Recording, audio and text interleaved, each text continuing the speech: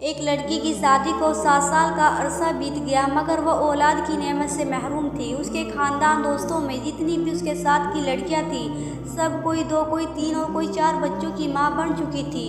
हत्या के उसके ससुराल में उनकी ननद देवर, जिनकी शादियां उसके बाद हुई, वो भी अब साहिब औलाद हो चुकी थी। जहाँ हर वक्त उसे लोगों की और ससुराल वालों की चुप्पी नजरों और चुभते सवालों का सामना करना पड़ता, वही वो खुद भी हर पल अपनी सोनी गोद की वजह से दुखी और परेशान रहती। उसकी रिपोर्ट में भी डॉक्टरों ने तकरीबन नाउम्मीदी जाहिर की, जिस पर हर वक्त वो दुखी रहने लगी। मगर दिल में एक उम्मीद भी रहती थी कि अल्लाह से बड़ा कोई डॉक्टर नहीं, वो चाहे तो कुछ भी नामुमकिन नहीं। कभी बहुत ज़्यादा दिल उदास होता तो छुपकर अपने कमरे में जी भरकर रो लेती।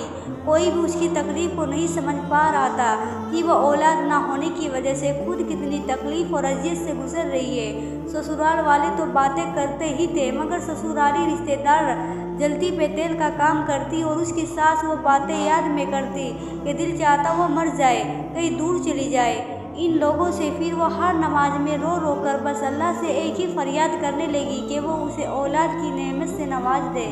वक्त गुजरने के साथ जब उसकी देवरानी के यहाँ चौथे बच्चे ने जन्म लिया तो सास के तानों में और शिद्दत आ गई कि ये तो बांझे, मेरा बेटा बे औलाद रहेगा। फिर वो वक्त आया कि घर में उसके शोहर की दूसरी शादी की बात होने लगी।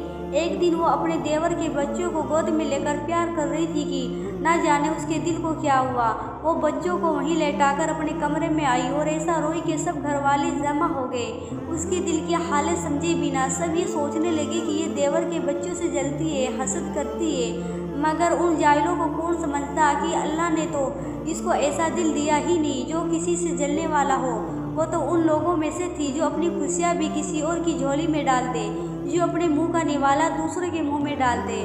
वो तो बच्चों को प्यार करते वक्त अपनी सोनी गोद से इस कदर दिल की रफ्तार हुई थी कि खुद पर काबू ना रख सकी कि आज उसके आंसू भी सब बंद तोड़ के बहने लगे। वाहिवा एक उसके शोहर थे जिन्होंने उसको कभी ताना नहीं दिया था। एक दिन किसी ने कहा कि अपने शोहर के टेस्ट भी करवाओ। पहले तो इस बात पर बहुत हंगामा हुआ, लेकिन फिर उसके शोहर ने ये कहा कि टेस्ट करवाने में क्या हर्ज है, अल्लाह की करनी के जब रिपोर्ट आई तो वो ठीक ही थी। फिर वो घर में एक तूफान आ गया कि बस अब इसको फारिग करो। फिर तो घर में एक तूफान आ गया कि बस अब इसको फारिग करो, हम तुम्हारी दूसरी शादी कर देंगे। लेकिन उसके शोहर किसी सूरत उसे तलाक देने को तैयार ना थे। उसने अपने शोहर से कहा कि आप शादी कर ले, मगर वो अपनी बीवी से बहुत प्यार करता था, सो किसी सूरत ना माना। एक दिन किसी ने एक पीर का कहा कि वो बड़ा पहुंचा हुआ पीर है, उससे अपनी बहू को अल्लाह अल्लाह करवाओ। जब उसकी सास ने बात की तो उसने साफ इनकार कर दिया कि चाहे आप जो मर्जी कर ले, बेशक घर से निकाल दे, लेकिन किसी पीर के पास नहीं जाऊंगी। उस पर उसकी सास ने बहुत लानत की। उसने वो जो किया और नमाज के लिए खड़ी हो गई। जब दुआ के लिए हाथ उठाए तो ऐसी हरकत तारी हुई कि कुछ बोला ना जाए। फिर सजदे में गिरकर अल्लाह से फरियाद की गई, या अल्लाह तूने मुझे बे औलाद रखना था तो तूने मुझे इस दुनिया में औरत के रूप में क्यों भेजा? औरत तो पूरी ही औलाद से होती है, फिर मेरे वजूद को अधूरा क्यों रखा? या अल्लाह, सारी दुनिया के डॉक्टर चाहे जो मर्जी कहते रहे, मुझे बस तेरा ही आसरा है। या अल्लाह, मेरी वजह से मेरे शोहर को इस तकलीफ, इस महरूमी से न गुजार। ए अल्लाह, तो हर चीज़ पे कादिर है। तूने हज़रत मरियम अलैहिस्सलाम को बिना मर्द के शोहर के माँ के मुकाम पर खड़ा कर दिया और उनसे अपने मोहतरम नबी को बिना बाप के पैदा फरमाया। या अल्लाह, तुझे हज़रत मरियम का वास्ता मुझे 16 औलाद की नेमत अता फरमा।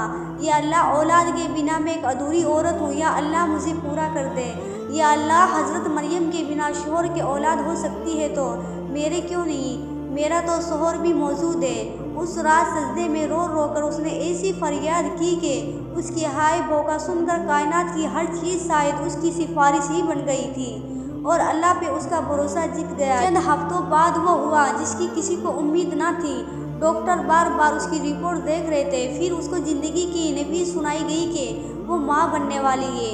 इसलिए चाहे कुछ भी हो जाए, किसी भी तरह के हालात में मायूस मत हो। अल्लाह बड़ा कारसाज है। लोग कुछ भी कहे, बस अल्लाह पर भरोसा रखें। दोस्तों, हमेशा अल्लाह पाक से उम्मीद रखें कि वो जब चाहेगा तो किसी पर भी अपनी रहमत ज़रूर कर देगा। बस अल्लाह पर भरोसा रखना है। मैंने अक्सर देखा है कि हमारी बहनें अल्लाह की उम्मीद छोड़कर दुनिया की फिजूलियात पर लग जाती है। ये मैसेज ख़ास तौर पर उन बहनों के लिए है और हम अल्लाह के हुजूर खुसूसी दुआ करते हैं कि अल्लाह सबकी मुरादें पूरी फरमाए। आमीन समा आमीन। इस वीडियो को शेयर करना हरगिज़ मत भूलिएगा। जज़ाकल्लाह खैर।